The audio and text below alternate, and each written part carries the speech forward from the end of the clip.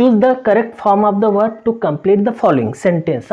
आता जे आहे ना म्हणजे क्रियापदाचा योग्य तो प्रकार ओळखायचा आहे आणि रिकाम्या जागेमध्ये भरायचा आहे. ठीक आहे.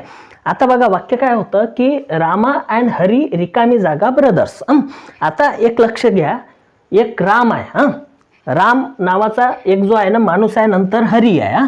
म्हणजे काय की हे एक नाऊन आहे आणि हरी एक नाऊन आहे आणि याला जोडलेलं कशाने आहे माहीत आहे का? अँड. साधी सरळ डोक्यामध्ये कन्सेप्ट ठेवायची. अँड म्हणजे काय असते? आणि. म्हणजे राम आणि हरी असा याचा मराठीमध्ये काय होतो? अर्थ होतो. आता काय करायचं, एक कन्सेप्ट इथं डोक्यात फिट ठेवायची. अँडच्या नंतर जर एखादं नाऊन किंवा प्रोनाऊन असेल, अँडच्या आधी जर का एखादं नाऊन किंवा प्रोनाऊन असेल आणि हे जर का कनेक्टेड असेल अँडनं, ठीक आहे, नाऊन किंवा प्रोनाऊन हे अँडनं कनेक्टेड होतात ना, तर येणारं जे व्हर्ब आहे, हेल्पिंग व्हर्ब असेल किंवा मेन व्हर्ब असेल, ते जे आहे ना नेहमी कशाने कनेक्ट म्हणजे कसं येणार ते माहीत आहे का? प्लुरल म्हणजे काय? अनेक वचन यायला पाहिजे. कारण की दोन वेगवेगळे नाऊन किंवा प्रोनाऊन कशाने कनेक्टेड आहेत? अँडनं कनेक्टेड आहेत. मग इथं जे आपलं व्हर्ब येणार आहे ना, तर हे व्हर्ब कसं असायला पाहिजे? प्लुरल असायला पाहिजे. आता बघा प्लुरल म्हणजे काय? अनेक वचन. ब्रदर्स म्हणजे काय? भाऊ आहेत. आता इथे एक लक्षात घ्या, इथं जे आहे ना पहिल्यांदा जे आहे ना ऑप्शन बघा, इज काय हे तुमचं सिंग्युलर आहे, बरोबर आहे, हे तर येऊच नाही शकत, जे की प्रेझेंट टेन्स वाला आहे.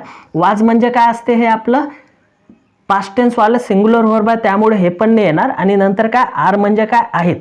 हे जे आहे ना प्रेझेंट टेन्स वाला अनेक वचन वाला फॉर्म आहे, त्यामुळे हे येते, म्हणजे हे आपला आन्सर असेल. नन ऑफ दिस नाही येणार. आता भरपूर विद्यार्थी म्हणतील की बाबा सर तुम्ही सांगितलं की अँडनं जर का नाऊन प्रोनाऊन कनेक्टेड असेल तर व्हर्ब काय असायला पाहिजे? प्लुरल म्हणजे अनेक वचन. मग या आरच्या ऐवजी जर का एक ऑप्शन असलं असतं इथं 4 नंबरच्या जागी वर असलं असतं, तर मग हे आलं असतं का? आता बघा एक लक्ष द्या, इथं राम आणि हरी जो आहे ना ते भाऊ आहेत. आपण असं म्हणू शकतो का ते भाऊ होते? नाही ना, ते काल पण भाऊ होते, आज पण भाऊ आहेत आणि फ्युचरमध्ये पण राहतील. मग काय की हे जर का आपण इथं जे आर फिलअप केलं, रिकाम्या जागेत जर आर टाकलं, तर याचा काय अर्थ होते? राम आणि हरी जे आहे ना भाऊ आहेत.